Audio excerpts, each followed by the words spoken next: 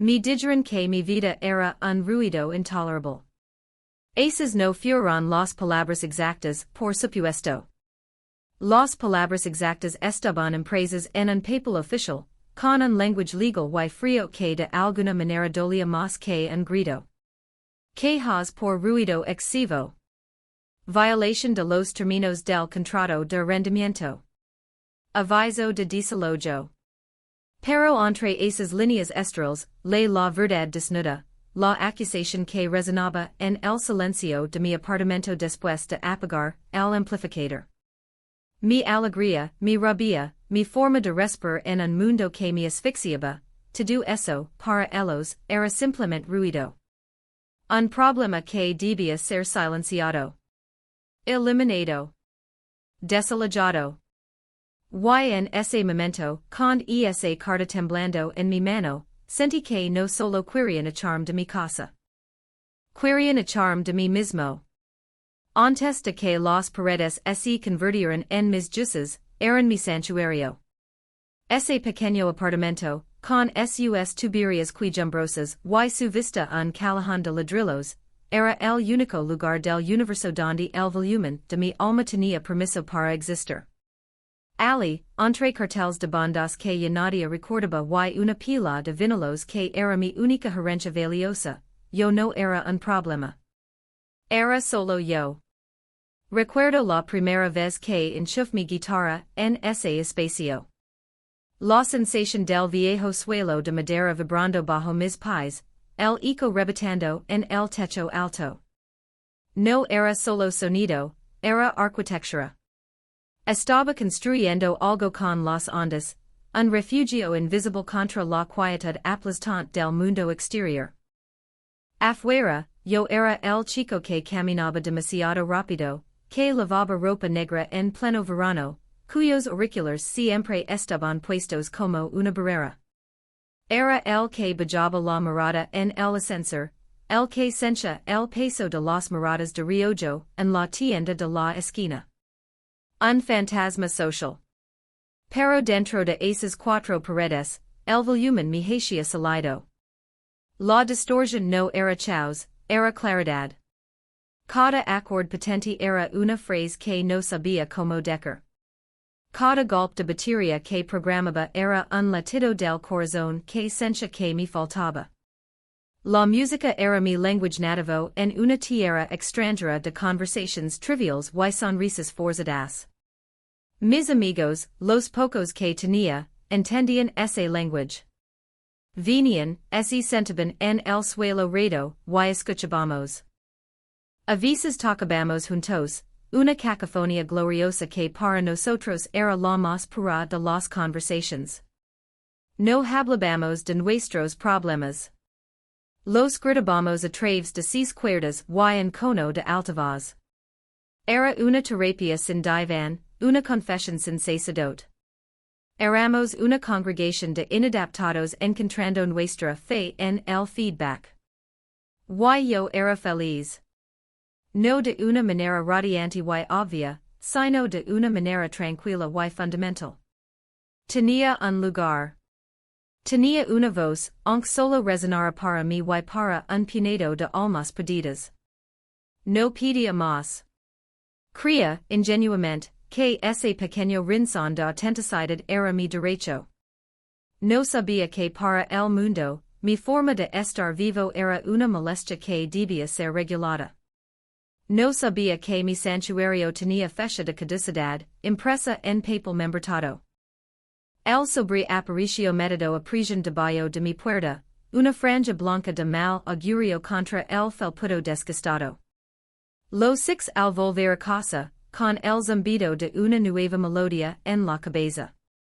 Sentí un escalofrío, esa premonición helada que te dice que el suelo bajo tus pies está a punto de desaparecer. Lo abrí con dedos torpes. Las palabras eran impersonales, pero el mensaje era intimamente cruel. Tras múltiples advertencias. Esas notas pasivo-agresivas del administrador, esos golpes en la pared del vecino. Yo los había interpretado como el ruido de fondo de la vida en comunidad, la fricción normal entre mundos diferentes. No como el preludio de una ejecución. Niveles de sonido incompatibles con un entorno residencial pacífico. La esa phrase una y otra vez. Pacífico. Era supos más valiosa que mi existencia. El silencio que exigían es esencia como una forma de aniquilación. Querían que me apagara. Querían que me desenchufra. La carta no solo me quitaba un techo, me quitaba el permiso para ser. Esa noche no hubo música. El silencio en el apartamento era ensordector, un vacío que absorbía todo el air. Mi guitarra, apoyada en su support, parecía una pieza de museo, un artefacto de una vida que ya no me pertenecía. La miraba y sentía una traición profunda, como si me hubiera delatado. Cada queja, cada nota que se filtró por las paredes, había sido un clavo en el atad de mi pequeño mundo. Me senté en el suelo, en el mismo lugar donde tantas veces había sentido la vibración de la vida, y no sentí nada más que frío. La carta era un veredicto. Culpable. Culpable de ser demasiado. Demasiado ruidoso, demasiado apasionado, demasiado vivo en un lugar que demandaba una existencia pulcra y silenciosa. Me sentí despojado, no solo de un hogar, sino de mi propia piel. El mundo me había dejado claro que la versión más auténtica de mí mismo no era bienvenida. Los días que siguieron fueron un descenso a una fosa silenciosa. Empieza a empacar. Cada objeto que metía en una caja era un pedazo de mi identidad que guardaba bajo lave. Los carteles de las paredes dijeron rectángulos pálidos, como fantasmas de la alegría que una vez vivieron allí. El eco de mis pasos en las habitaciones cada vez más vacías era el único sonido, un recordatorio lúgubre de mi inminente desaparición. El silencio se convirtió en mi carcelero. Me despertaba por la noche, con el corazón acelerado, esperando escuchar el zumbido familiar del amplificador, pero solo encontraba una quietud opresiva. Empecé a caminar por la ciudad sin mis auriculares, obligándome a escuchar el mundo tal como era. Y lo odié. El murmullo de las conversaciones ajenas, el tráfico, la música insípida de las tiendas, todo era ruido, pero era un ruido aceptado, un ruido que no ofendía a nadie. El mío, el que nacía de mis entrañas, era el único prohibido. Me sentí invisible y ensordector al mismo tiempo. Un espectro que hacía demasiado ruido. Dejé de hablar casi por completo. ¿Para qué? Mis palabras se sentían tan inútiles como mis acordes. Mis amigos llamaban. Ignoraba las llamadas. No podía soportar la compasión en sus voces. No quería su lástima. Me hundí en un letargo gris, moviéndome por los restos de mi vida como un autómata. Leg al punto más bajo una tarde de lluvia. Estaba sentado en el suelo de la sala, ahora completamente vacía a excepción de unas pocas cajas y mi guitarra en su estuche como un atad. Las gotas de lluvia golpeaban la ventana, un ritmo monótono y triste. Era el único sonido que me permitía. Y entonces, lo 6. Me reflejó en el cristal oscuro de la ventana, una silueta distorsionada por el agua que corría. Apenas me reconocí. Era una figura encurvada, hueca. El chico que creaba tormentas de sonido se había convertido en un charco de silencio y autocompasión. Me odié en ese instante. Odié esa versión de mí que se había rendido, que había aceptado el veredicto del mundo. El que había permitido que su silencio me definiera. El ruido que ellos odiaban era lo único que me mantenía en pie, y yo lo había abandonado. Había dejado que me desalojaran no solo de mi apartamento, sino de mi propia alma. La lluvia arreció, y por primera vez en semanas, sentí algo más que un vacío. Sentí una chispa. Una chispa de la vieja rabia. Una furia fría y clara. No iba a desaparecer en silencio. Si mi vida era ruido, entonces haría que ese ruido fuera inolvidable. La llamada fue un acto de desesperación. Mark el número de Ana, la baterista de una banda amiga, la persona más sensata y la vez más radical que conocía. Mi voz era un graznido oxidado por el desuso. Lo constituido. El aviso, los cages, el silencio, el reflejo en la ventana. Esperaba que me dijera que lucra legalmente, que encontrara otro lugar. Pero Ana siempre veía el mundo desde un ángulo diferente. Hubo una larga pausa al otro lado de la línea. Podía oírla respirar, pensando.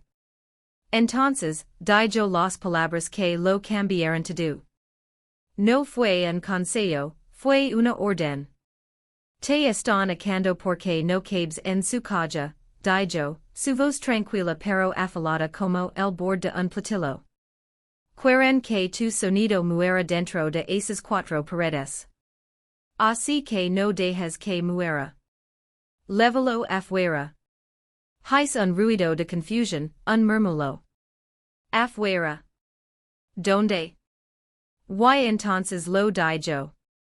Si no te de un hacer ruido en un lugar, hazlo en todas partes. Ponel ruidos. Conviértelo en un desfile. Si tu vida es ruido, entonces has la puta precisión más gloriosa que esta ciudad haya visto jamás. Colg el teléfono. Las palabras de Ana no eran solo palabras, eran una lave. Una lave que abría la puerta de mi jaula de silencio. Ponel ruidos. La idea era demencial. Imposible.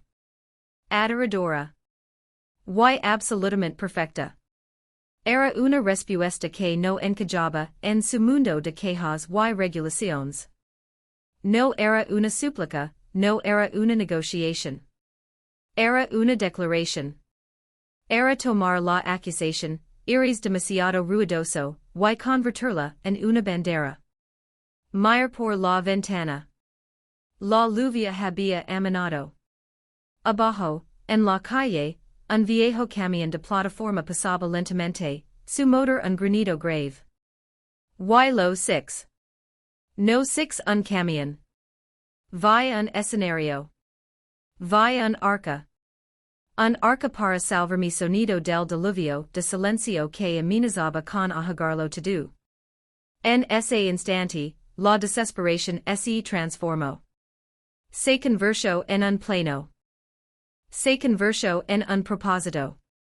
El miedo no desapareció, pero ahora tenía un compañero, una determinación eléctrica y furiosa. Ya no estaba empezando para estaba empezando para empezar. La transformación no fue un montaje heroico con música inspiradora. Fue un trabajo sucio, lento y lleno de dudas.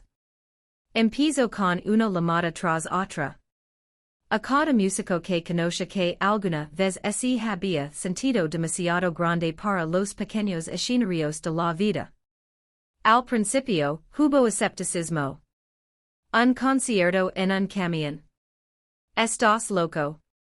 Pero en mi voz había algo nuevo, algo que no habían oído antes. No era la rabia ciega de un adolescente. Era la convicción de un superviviente. Y uno por uno, dijeron que sí. Porque todos entendían lo que significaba ser silenciado. Encontramos el camión en un desguace. Era una bestia oxidada, abandonada y olvidada, como nosotros. Convencer al dueño de que nos lo alquilara por un fin de semana a cambio de casi todo el dinero que me quedaba fue mi primera victoria. Pasamos días limpiándolo, lijando el óxido, refrescando la plataforma de madera. Cada martillazo era una sílaba de mi nueva lengua. Cada tornillo que apretaba era una puntada que cerraba la herida de mi autoestima. Luego vino la logística. Conseguir un generator lo suficientemente potente. Averiguar como anclar los amplificadores y la batería para que no salieran volando en la primera curva. Trazer una ruta.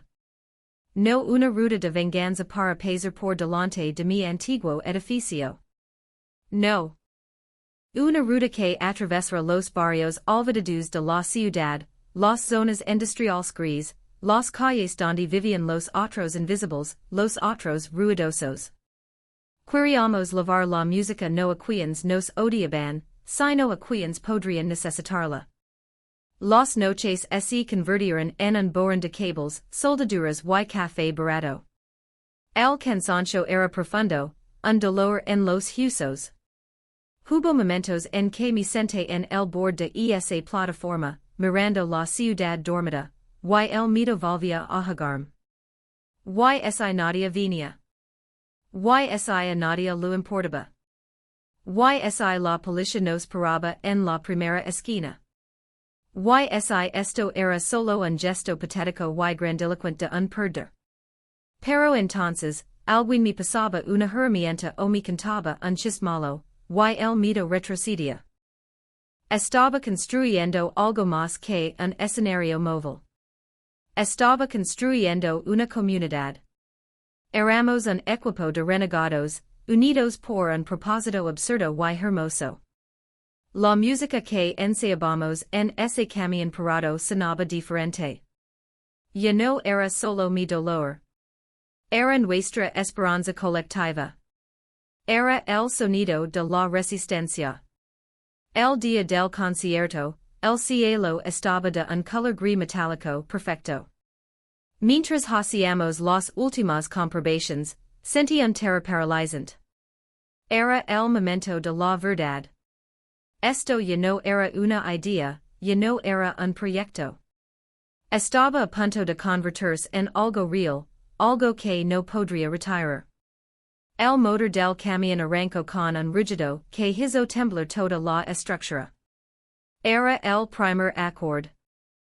Nos pusimos en marcha, lentamente, saliendo del polígono industrial hacia las calles de la ciudad. Yo iba al frente, con mi guitarra colgada, el corazón martillando contra las costillas. Entonces, Ana empezó. Un redoble de tambor, nítido y potente. Luego el bajo, una vibración profunda que sentí en el pecho. Y entonces, mira mi banda, a mis amigos, a esta familia que había forjado en el óxido y la desesperación, y lance el primer acorde. Un muro de sonido glorioso y distorsionado que se estrelló contra el silencio de la tarde. No fue un ataque. Fue un nacimiento. Mientras avanzábamos, la gente empezó a salir de sus casas, de los talleres, de los bares. Al principio, sus caras mostraban confusión. Luego, curiosidad. Y entonces, la primera sonrisa. Un niño en la acera, tirando de la mano de su madre, con los ojos muy abiertos. No veía un grupo de delincuentes ruidosos. Veía un desfile. Veía magia. La música nos impulsaba hacia adelante. Gritaba las letras con una ferocidad que no sabía que poseía. Cada palabra era una liberación. No cantaba sobre el desalojo, sobre la carta, sobre el dolor. Cantaba sobre la supervivencia, sobre encontrar tu voz, sobre negar a desaparecer. La gente empezó a seguirnos. A pie en bicicleta. Se convirtieron en nuestra audiencia, en nuestro coro, en nuestra razón de ser. Ya no era mi concierto. Era el concierto de la ciudad. El clímax llegó cuando giramos hacia una avenida más ancha. El sol por fin, se abrió paso entre las nubes, inundando la calle con una luz dorada. Y la multitud. Cientos de personas. Punks, familias, oficinistas, ancianos. Todos unidos por el pulso de nuestra música. En medio de todos ellos, sixa un chico, no tendría más de 15 años, con la misma ropa negra, los mismos auriculares alrededor del cuello, la misma mirada de estar perdido en un mundo que no era el suyo. Y estaba llorando. No de tristeza. Sus puños estaban en alto y una sonrisa descarada le partía la cara.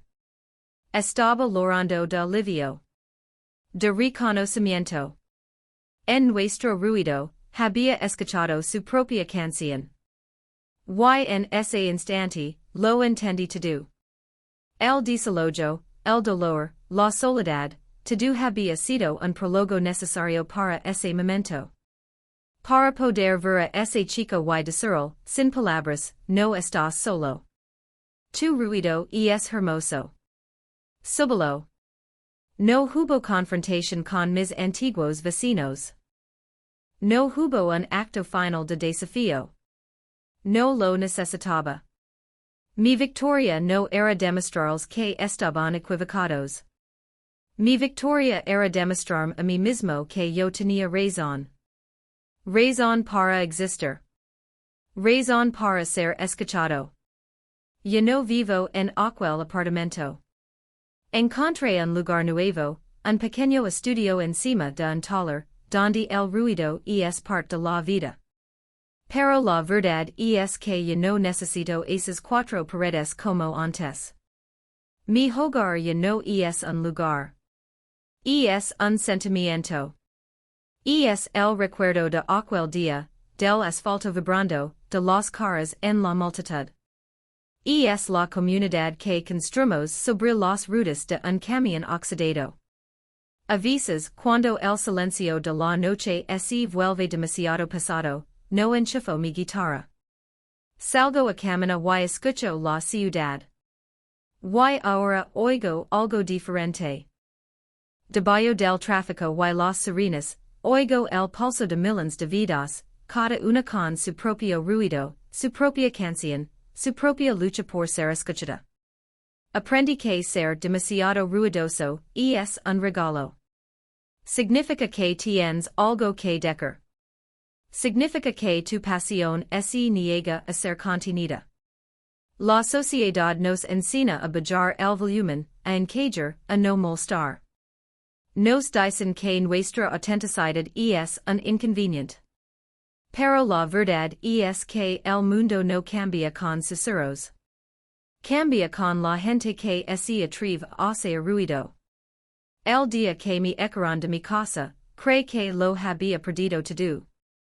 Pero en realidad, me obligaron a encontrar un escenario más grande. Me quitaron mis paredes para que pudiera derribar las de los demás. Si alguna vez te sientes así, si alguna vez el mundo te dice que eres demasiado, que tu voz es estridente, que tus sueños son imposibles, no te disculpes. No vayas el volumen. Buscate unas rutas. Construye tu propio escenario. Y has la precisión más gloriosa que el mundo haya visto jamás. Porque tu ruido no es un problema. Es tu poder. Es tu canción. Y en algún lugar, hay alguien que necesita desesperadamente escucharla. Sabila.